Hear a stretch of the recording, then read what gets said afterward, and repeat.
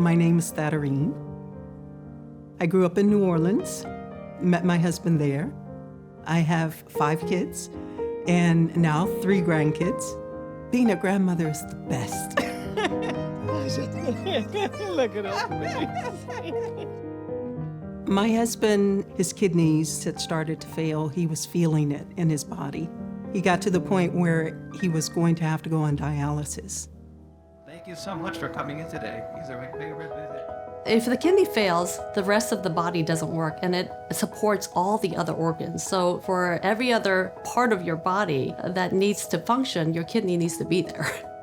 Patients with hypertension, diabetes, have a history of kidney disease in their family. Unfortunately, their trajectory is dialysis, but the alternative treatment is receiving a kidney transplant. He could tell that he couldn't walk hills with me like he used to. It was more difficult to do just some of those daily functions. So when we realized that he was in decline, I asked if I could be a donor. Living donation is very important because the supply is limited. Based on your blood type, the waiting times for a deceased kidney transplant is about 6 to 10 years. But with living donation, that transplant can actually occur within months, and that is one less person on the waiting list that's waiting for another deceased kidney transplant. I felt that as long as I was in good health and as long as my intent was to continue to have a healthy lifestyle, I felt comfortable that I could live the rest of my life without it being compromised in any way. Living donors live a full life. This has been well studied. We do everything we can to make sure that you have enough kidney reserve that you can donate. That's part of the reason why the living donation process is so thorough and measured. They are trying to make sure that you are sure that this is something that you want to do. And all through that process, they were paying attention to what my blood work looked like, what my health stats were looking like, to make sure that they didn't compromise my health and my future health. Let me first do your physical examination, and then we'll look at your labs, and we'll talk about how this is going to happen and the answers. The concern I see the most voiced by potential donors is actually not about the surgery. It's about the fear of not being a match. And now, because of what we call the chain donation, this problem has been resolved.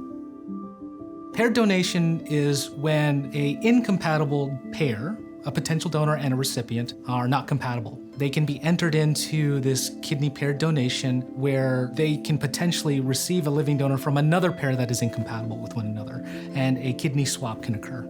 I was able to donate a kidney to someone else waiting on a kidney, and their donor was able to donate their kidney to my husband. I thought that that was fantastic, actually. You know, you don't always match with your mate, but you're still interested in trying to help them get a kidney faster. The kidney can start to work harder immediately. The remaining kidney grows. It's not doubling in size, but it grows between 10 and 20% to eventually even work better. With the laparoscopic surgery, the recovery is really fast. The patients stay in the hospital 1 or 2 days after the surgery. Most patients would say that it's almost like nothing happened to them after 4 to 6 weeks. It was nice, you know, a nice moment of being intimate and him just being so thoroughly grateful that I was going through the process for him and with him. I remember just feeling relieved that he was going to get his kidney. The surgery was definitely minimally invasive. I went home the 3rd day and my husband came home the next day. I would say I was back to normal probably within 6 weeks. Thaderine is one of those kidney donors who has thrived and more or less not noticed that she only has 1 kidney. So her 1 kidney grew a little bit bigger, worked a little bit harder, and is doing more than enough job for only having 1 kidney.